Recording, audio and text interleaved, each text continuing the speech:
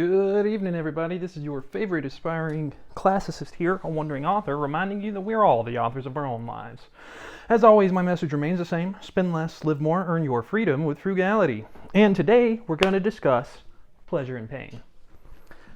And Aristotle opens up chapter 11 of book 7, Aristotle's Nicomachean Ethics, by saying, and this is actually one of my favorite quotes that I've done so far from him, "It is also the business of the political philosopher to examine the nature of pleasure and pain, for he is the master craftsman, and lays down the end, which is the standard whereby we pronounce things good or bad in the absolute sense."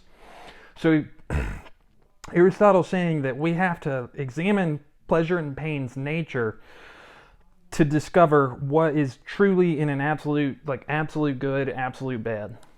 Moreover, this investigation is fundamental for our study, because we have established that moral virtue and vice are concerned with pleasures and pains.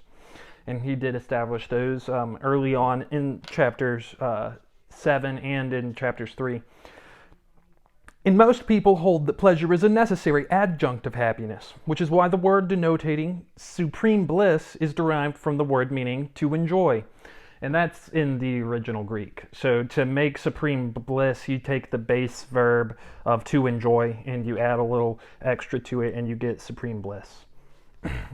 And so what's going to happen now is Aristotle's going to put forward a bunch of different viewpoints regarding pleasure and pain, like he does with all of the things we've looked at in the sphere of moral virtue, which is what the Nicomachean Ethics is all about. So the first viewpoint that he's going to put forward is, now, some people think that no pleasure is a good thing, whether essentially or accidentally. They argue that good and pleasure are two distinct things. And then 2, here's another viewpoint. Others hold that some pleasures are good, most are bad. A third viewpoint, there is also a third view, that even if all pleasures are good, nevertheless pleasure cannot be the supreme good.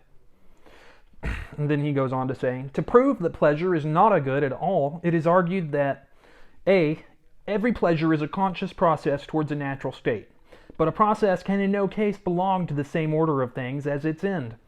For example, the process of building cannot be a thing of the same sort as the house built. And that right there is, let me break that down for you. So he's saying literally building something is different than a house.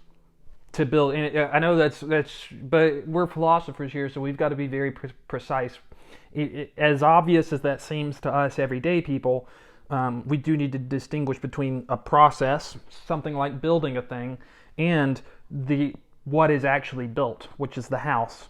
So Aristotle says that every pleasure is a conscious process towards a natural state. So the natural state would be supreme good, meaning pleasure is just the process. So it can't be the same thing. That's the viewpoint that he's putting forward right there. And then B, the temperate man avoids pleasures. C, the prudent man pursues freedom from pain, not pleasure. D, pleasures are a hindrance to prudent deliberation, and the more so, the more enjoyable they are. For instance, sexual pleasure. No one could think of anything while indulging in it.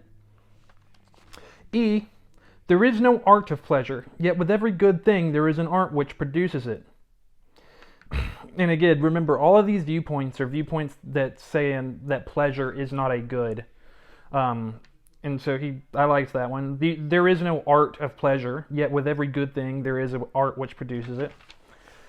And then he goes on to say, F, children and animals pursue pleasures, as if children and animals can't be good things.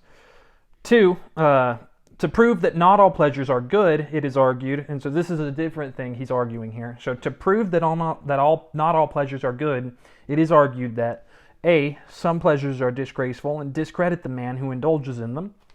That might be the case.